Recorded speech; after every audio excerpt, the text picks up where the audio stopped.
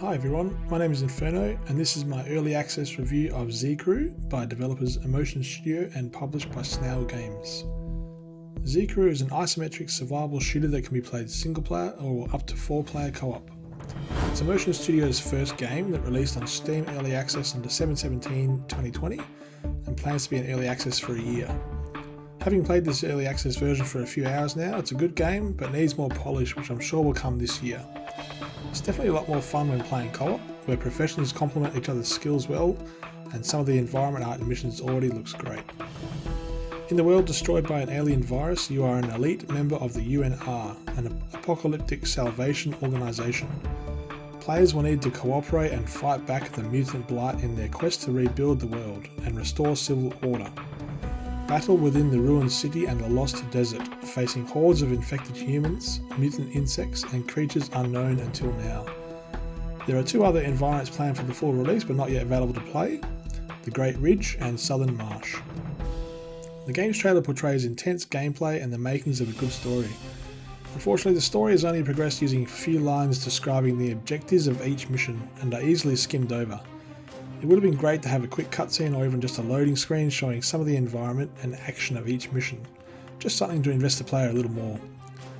I often skip the briefing text in the player hub and just follow the objectives once in game. The core loop of ZCrew is simple yet often challenging as you face swarms of increasingly difficult enemies. Missions have you completing various types of objectives, then you must escape to a helicopter which returns you to the base. The base is the central hub where you pick up missions, specialise your choice of character from 4 main professions: Assault, Warrior, Supply and Medic, craft weapons and modifications from blueprints and currency earned through missions, and finding player lobbies. There was a recent quality of life patch that made some good improvements to the base interface, which took away some of the clunkiness of those menus, which is awesome. Some missions will have players escorting an NPC to a marked location. Others give the task of taking and defending a point, and some will have you kill a certain number of enemies.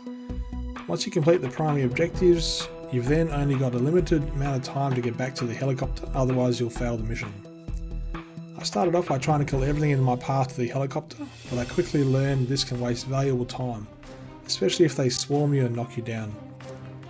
You can get knocked down a couple of times where you can simply stand back up after a short time, but eventually you'll be subdued. You have a limited time where you can hold down F as a last resort revive on yourself, but if you're overcome then you fail the mission. Failing means you are taken back to the main base and have to start the mission over again from scratch. I would have preferred if we were given an option to try again and jump straight back into the mission, or choose to return to base ourselves. I can see why you may want to go back to base to unlock a talent, swap weapons or try crafting some upgrades. Most of the time though, I just wanted to jump straight back into the action, and the only method is to go back to the base, load up the mission and start again, which was a bit laborious. As I progressed through missions in ZCrew, I started to see some side missions that had a power requirement higher than what I currently had. With the steady rate of building up currency, separate profession and player experience and weapon blueprints, I initially was keeping up with the curve. However, as I got to mission 7, the power requirement was 90, whereas my power was only 80. I crafted a rare mod which bumped me up to 85, but didn't have enough to make a new rare weapon. So I had no choice but to replay missions I'd already completed to find blueprints and build up my experience level. At this point I switched professions to try them out, as I had only been playing the Assault profession, and despite my player being level 6, the Warrior, Supply and Medic professions were all level 1 still.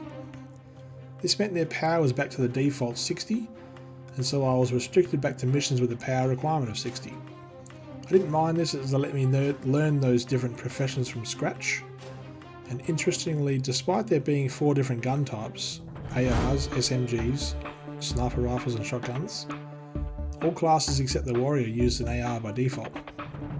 I would have thought, being 4 professions, each one would start with one of the 4 available weapons. It seemed a bit strange, but you can craft the different weapons later, once you find enough blueprints. It made me think though that if I was going to play ZCrew long term, I would either need to stick to one profession only, or attempt to level some or all of them at the same rate, meaning lots of repetitive missions. I see this becoming a grind, as I'm not usually one for repeating missions I've just completed. This is where co-op play comes into favour, because each member of the team could then focus on their class they enjoy the most. And the medic and supply skills complement the team really well once you unlock them, of course. While crafting in one of my play sessions, a higher level player joined my lobby and we teamed up for some co-op missions. It's a lot more fun with 2 players, and I imagine 4 players would be even better. I was playing Assault laying down mines, and he played Medic first with a healing drone, and then they switched to the supply profession on one of the more difficult missions. They lay down turrets as we had to bait a swarm and kill 100 flies. It was really cool working together with our skills complementing each other well. Overall, ZCrew has the makings to be a great isometric shooter. It just needs more development time and more players and lobbies. The developers recently added a quality of life patch that improved on my initial gameplay impressions at release, and playing co-op was much more engaging and enjoyable.